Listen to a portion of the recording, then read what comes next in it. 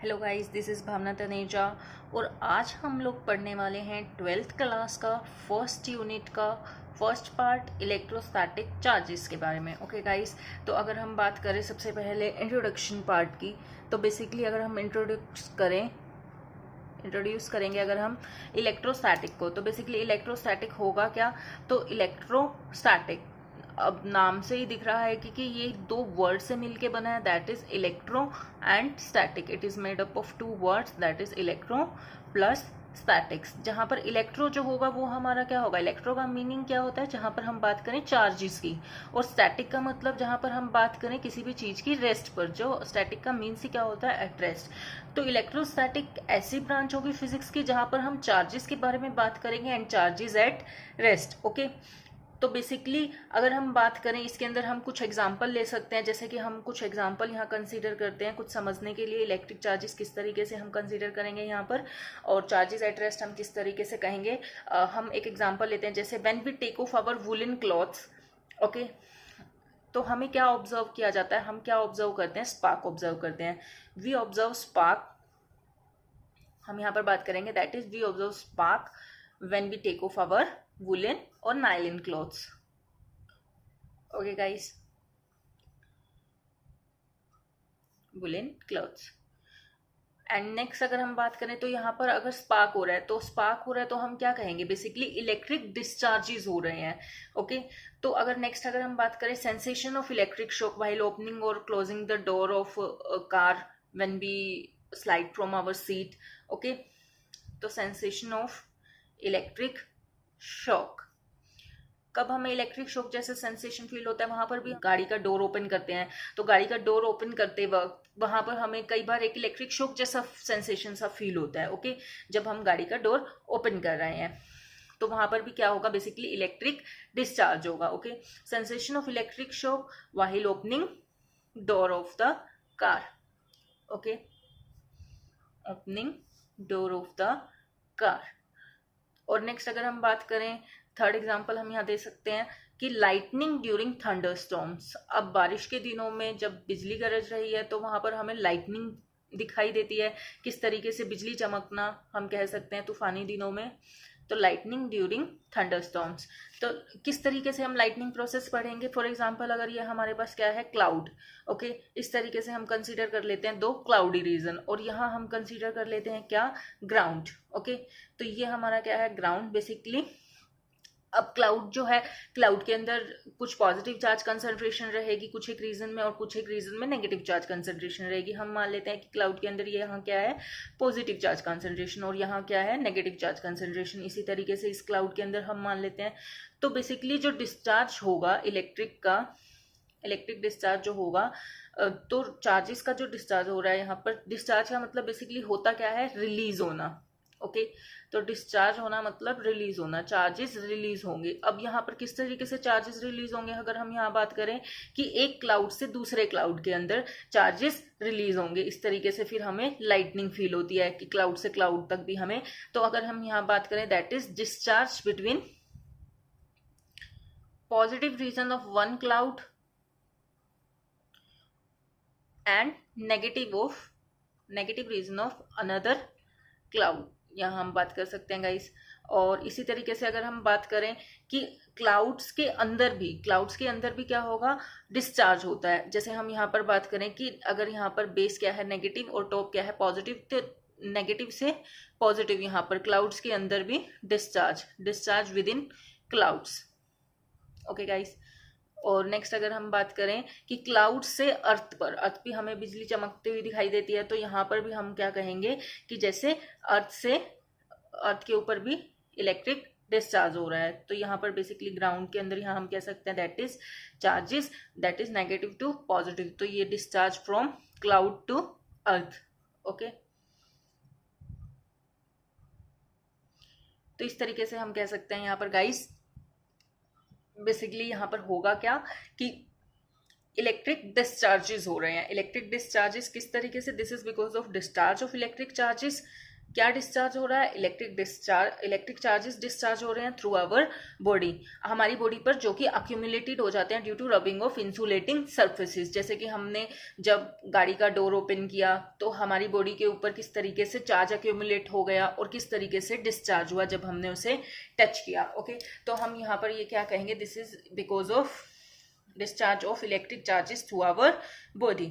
Okay, और इसी तरीके से हम एक और एग्जांपल कंसीडर कर सकते हैं। जैसे कि हम बात कर सकते हैं नेक्स्ट, अगर हम यहाँ पर बात करें, जैसे कोई भी एक ग्लास रोड है, ग्लास रोड को अगर हम मान लेते हैं हमारे पास क्या है, कोई भी एक ग्लास रोड को अगर हम सिल्क के क्लॉथ के साथ रब कर रहे हैं, तो ये हम मान लेते हैं सिल्क का क्लॉथ है, सिल्क के क्लॉथ के साथ हमने ग्लास रोड को रब किया। तो सिल्क के क्लॉथ के साथ जब हम ग्लास रोड को रब करेंगे तो हमारी जो ग्लास रोड है वो क्या हो जाएगी? इलेक्ट्रीफाई हो जाएगी। इलेक्ट्रीफाई होने का मतलब ये क्या हो जाएगी? चार्ज हो जाएगी। यहाँ पर ये जो ग्लास रोड है ये हमारी कैसी हो जाएगी? इलेक्ट्रीफाइड हम यहाँ पर बात कर सकते हैं, दैट इज चार्ज हो जाएगी। तो जब हम इस ग्लास रोड को कुछ एक बीट्स ऑफ पेपर या ड्राई लीव्स, यहाँ पर हम अगर कंसीडर कर लें, थोड़े छोटे छोटे पेपर्स पड़े हैं, बिट्स ऑफ पेपर या ड्राई लीव्स हम कह सकते हैं, तो ये ग्लास रोड क्या करेगी? इन पेपर को अपनी तरफ अट्रैक्ट करेगी। तो अट्रैक्ट करेगी तो कुछ ना कुछ इसके अंदर ऐसी प्रॉपर्टी है कि हम यहाँ पर इसे बात करेंगे कि ग्लास रोड जो है वो हमारी क्या हो गई है? इलेक्ट्रीफाइड या चार्ज्ड। इसी तरीके से हम एक और एग्जांपल कंसीडर कर सकते हैं। ओके गाइस, जैसे हम ये थर्ड एग्जांपल कंसीडर कर रहे हैं, फोर्थ अगर हम यहाँ पर कंसीडर करें तो कि किस तरीके से प्लास्टिक कॉम को जब हम हमारे ड्राई हेयर के अंदर पास करेंगे, ड्राई हेयर के अंदर रब करेंगे, तो क्या होगा? तो प्लास्टिक कॉम भी जो है वो हमारी क्या हो जाएगी गाइस? इलेक्ट्रीफाइड। ओके, तो हाँ, तो बेसिकली हम यहाँ पर बात करें कि इलेक्ट्रिक चार्जेस प्रोड्यूस किस तरीके से हो रहे हैं, कि यहाँ पर हम कह रहे हैं इलेक्ट्रिक चार्ज प्रोड्यूस हो गया है। तो इलेक्ट्रिक चार्जेस जो है वो प्रोड्यूस हो रहे हैं, प्रोड्यूस्ड जैसे कि हमने इसे यहाँ पर रब किया, तो due to friction between two insulating bodies,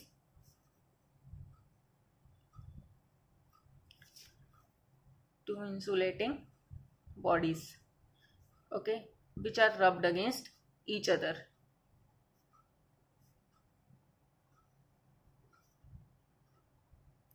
जो हमने एक दूसरे के साथ रब की। ओके, अब चार्जेस मूव नहीं कर सकते, चार्जेस प्रोड्यूस किए हुए, that is due to friction between two insulated which are rubbed against each other.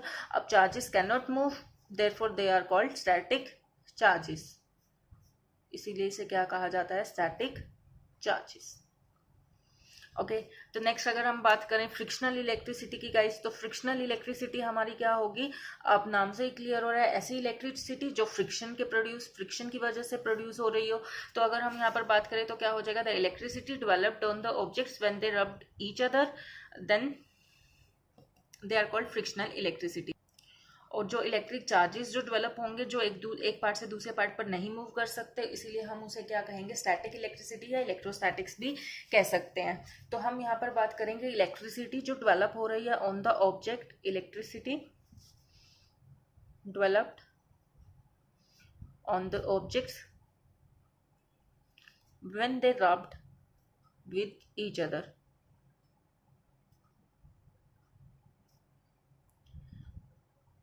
क्योंकि अगर हम रब कर रहे हैं तो बेसिकली हम वहाँ पर फ्रिक्शन ही यूज कर रहे हैं। तो electricity developed on objects when they rubbed with each other, then this is called frictional electricity. Okay guys, तो अगर हम बात करें इलेक्ट्रिक चार्जेस जो प्रोड्यूस होंगे, इसकी वजह से वो एक जगह से दूसरी जगह मूव नहीं कर पा रहे, इसीलिए हम उसे क्या कहेंगे?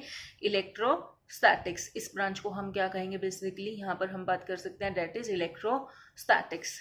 ठीक है, तो फ्रिक्शनल इलेक्ट्रिसिटी को हम स्टैटिक इलेक्ट्रिसिटी भी कह सकते हैं, या फिर इलेक्ट्रोस्टैटिक्स भी हम यहाँ पर बात कर सकते हैं, दैट इज स्टैटिक इलेक्ट्रिसिटी और इलेक्ट्रोस्टैटिक्स। तो बेसिकली इलेक्ट्रोस्टैटिक्स होगा क्या? इलेक्ट्रोस्टैटिक्स होगा गाइस जहां पर हम डील करेंगे with the study of forces, potential and field arising from static charges, कि स्टैटिक चार्जेस की वजह से जो फोर्सेस प्रोड्यूस हो रहे हैं या पोटेंशियल या फिर जो फील्ड प्रोड्यूस हो रही है, potential and fields arising from static charges, तो हम बात करेंगे ऐसी ब्रांच इलेक्ट्रोस्टैटिक्स के अंदर। तो basically guys where it deals with the study of forces, potential and field arising from the static charges की वजह से जो forces, potential या field produce हो रही है, उन सब के बारे में स्टडी करना जो होगा वो हमारा क्या होगा गाइज, इलेक्ट्रोस्टैटिक्स। ओके, नेक्स्ट अगर हम बात करें इलेक्ट्रिक चार्जेस क्या होगा हमारा गाइस, तो इलेक्ट्रिक चार्ज क्या होगा, बेसिकली आपके पास चार्ज क्या हो, charge is something possessed by the material objects, जिसकी वजह से इलेक्ट्रिकल फोर्स लगे या फिर वो इलेक्ट्रिकल फोर्स को रिस्पॉन्ड कर पाए। ठीक है, तो कोई भी एक मटेरियल, तो चार्ज बेसिकली क्या होगा, हम कहेंगे charge is something possessed by material object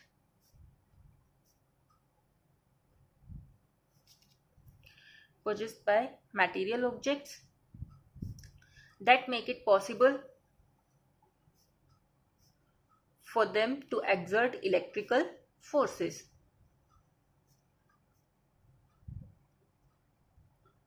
Okay guys, to exert electrical forces and to respond to electrical forces. अब अगर हम बात करें, फॉर एग्जांपल हम एलिमेंट्री पार्टिकल ले सकते हैं, मैं यहाँ पर आपको एग्जांपल के थ्रू समझाती हूँ कि क्या होगा बेसिकली चार्ज। अब हमें पता है कि हमारे 3 elementary particles proton, electron, neutron, कि उनके अंदर कुछ ना कुछ मास होगा। तो 3 एलिमेंट्री पार्टिकल्स हम यहाँ क्या कंसीडर कर सकते हैं, मैटर, हम यहाँ मटेरियल क्या देख सकते हैं, electron, proton and neutron. Okay, तो इन तीनों पार्टिकल्स के अंदर क्या होगा, हमारा कुछ ना कुछ मास एसोसिएट होगा। हमें पता है इलेक्ट्रॉन का मास हमें क्या मिल रहा है, 9.1 into 10⁻³ kg, and mass of proton is equal to 1.672 into 10⁻27 kg, and mass of neutron is equal to 1.67 into 10⁻27 kg। हम यहाँ पर बात कर सकते हैं 674, there is much little difference between this. Okay, और अगर हम बात करें फॉर इलेक्ट्रॉन, हमारे पास अगर हम 2 इलेक्ट्रॉन्स की बात करें, इलेक्ट्रॉन और इलेक्ट्रॉन, ये कितने सेंटीमीटर पर प्लेस्ड है, दैट इज 1 सेंटीमीटर। तो ये जो इलेक्ट्रॉन होंगे ग्रेविटेशनल फोर्स की वजह से आपस में एक दूसरे को क्या करेंगे, अट्रैक्ट करेंगे। ओके, ग्रेविटेशनल फोर्स क्या होता था कि अगर 2 मासेस है इनके अंदर, तो और कुछ डिस्टेंस पर है अगर वो, तो उसके अंदर कुछ ना कुछ ग्रेविटेशनल फोर्स होगा, और वो ग्रेविटेशनल फोर्स हमने पढ़ा था guys, that is G m1 m2 upon R square. F is equal to G m1 m2 upon R square. और G हमारा क्या होता था, यहाँ ग्रेविटेशनल कांस्टेंट, G की वैल्यू हम यहाँ पुट कर सकते हैं, दैट इज 6.67 इंटू 10⁻⁻11, और m1 इंटू m2, m1 जो होगा इलेक्ट्रॉन मास का, m1 भी यहाँ पर इलेक्ट्रॉन है, m2 भी मास ऑफ फर्स्ट पार्टिकल, वो भी इलेक्ट्रॉन है, सेकेंड पार्टिकल वो भी इलेक्ट्रॉन है। तो ये कितना हो जाएगा, 9.1 into 10⁻31 kg।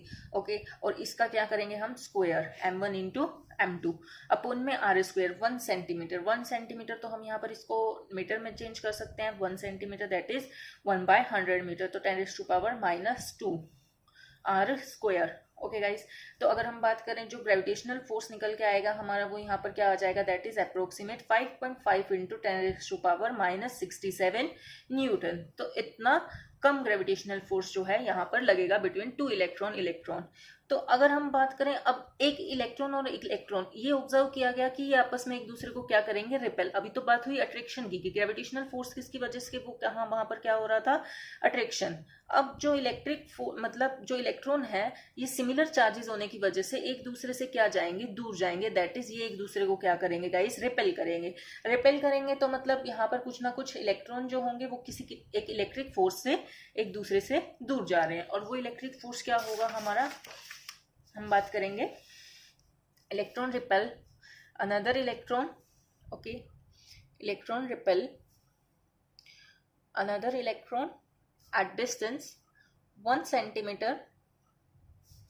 Okay guys, at distance 1 centimetre with force, कितने फोर्स से वो इलेक्ट्रॉन जो है रिपेल करेंगे, that is 2.3 into 10⁻⁻24 Newton.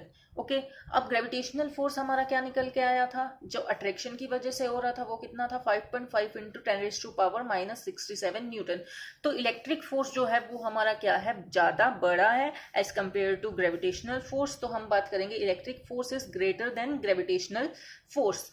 Okay, that is यहाँ पर 10⁻⁻24 और ग्रेविटेशनल फोर्स कितना छोटा है। तो हम बेसिकली बात करेंगे इलेक्ट्रॉन और इलेक्ट्रॉन जो होंगे वो रिपेल ज्यादा करेंगे अगर वो एक दूसरे के पास हैं सिमिलर चार्जेस की वजह से। तो हम कहेंगे कि the additional property of electron की ऐसी additional property, the additional property of electron which give rise to electric force, जिसकी वजह से क्या मिला हमें, ये इलेक्ट्रिक फोर्स। ठीक है, ये हमारा क्या है गाइस, बेसिकली इलेक्ट्रिक फोर्स जो रिपेल कर रहे हैं। तो additional property of electron which give rise to electric force between two electrons is called electric charge. तो उसे हम क्या कहेंगे, इलेक्ट्रिक चार्ज। तो चार्ज बेसिकली हमारा था क्या, that is something possessed by material object, जिसकी वजह से वो इलेक्ट्रिक फोर्स एक्सर्ट कर पाए या फिर उस पर रिस्पॉन्ड कर पाए। तो इलेक्ट्रॉन की ऐसी प्रॉपर्टी जिसकी वजह से इतना इलेक्ट्रिक फोर्स लग रहा है, उसे हम क्या कहेंगे, इलेक्ट्रिक चार्ज। इलेक्ट्रॉन के लिए जो होगा इलेक्ट्रिक फोर्स जो होगा वो कितना होगा गाइज हमारा, that is 2.3 into 10⁻⁻24 Newton. Okay, और अगर हम बात करें प्रोटॉन के लिए, तो प्रोटॉन के लिए भी जो हमारा इलेक्ट्रिक फोर्स होगा वो कितना रहने वाला है, दैट इज 2.3 इंटू 10⁻⁻24 न्यूटन। तो हम यहाँ पर बात करेंगे charge on proton and magnitude is equal to charge on electron. तो हम यहाँ पर देख सकते हैं guys, therefore charge on proton is equal to charge on electron, कि जितना हम अगर बात करें इलेक्ट्रिक फोर्स जो है दो इलेक्ट्रॉन्स के बीच में लग रहा था उतना ही प्रोटॉन के बीच में, तो यानी कि दोनों के ऊपर मैग्नीट्यूड अगर हम देखें तो दोनों के ऊपर चार्ज जो रहने वाला है वो कैसा रहने वाला है, बराबर। ओके गाइस, और अगर हम बात करें न्यूट्रॉन की, तो फॉर न्यूट्रॉन के अंदर जो होगा, अगर दो न्यूट्रॉन है, यहाँ एक न्यूट्रॉन यहाँ और एक न्यूट्रॉन हम यहाँ मान लें न्यूट्रॉन, ये दोनों कितने सेंटीमीटर पर प्लेस्ड हैं, that is placed at 1 centimetre. तो इनके बीच में जो ग्रेविटेशनल फोर्स होगा, इनके बीच में भी कुछ ना कुछ अट्रैक्शन होगा, वो कितना होगा guys, that is 1.9 into 10⁻⁻16 newton. ये किसकी वजह से हो रहा है attraction, that is due to mass. हम ग्रेविटेशनल फोर्स में यही पढ़ रहे हैं कि अगर किसी भी यूनिवर्स के अंदर दो मासेस के बीच में जो भी फोर्स एक्सर्ट होगा वो क्या होगा, ग्रेविटेशनल फोर्स। लेकिन अगर हम बात करें इलेक्ट्रिक फोर्स की, तो यहाँ जो इलेक्ट्रिक फोर्स होगा वो क्या होगा, जीरो होने का मतलब हम यहाँ पर बात करेंगे कि न्यूट्रॉन के अंदर कोई भी चार्ज नहीं होगा, therefore neutron have no charge, क्योंकि यहाँ पर इलेक्ट्रिक फोर्स 0 हो रहा है, तो हम बात करेंगे कोई भी चार्ज यहाँ पर नहीं है। ओके, नेक्स्ट वीडियो में हम बात करेंगे कितने चार्जेस होंगे, that is how much kind of charges, 2 kind of charges, positive और नेगेटिव, वो हम नेक्स्ट वीडियो में बात करेंगे, कंडक्टर, इंसुलेटर एंड डाइलेक्ट्रिक्स के बारे में।